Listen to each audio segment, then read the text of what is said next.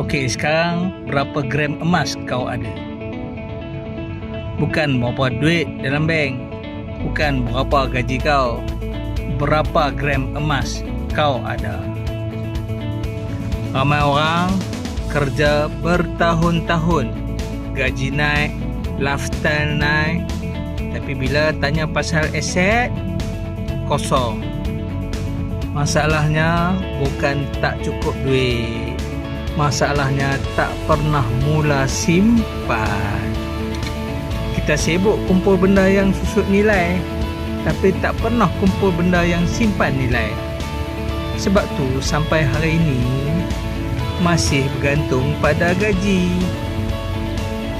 Kalau jawapan kau sekarang masih kosong, itu bukan salah kau, cuma belum mula. Kalau kau nak mula bina simpanan emas dari kosong, DM aku Zero. Aku guide kau step by step.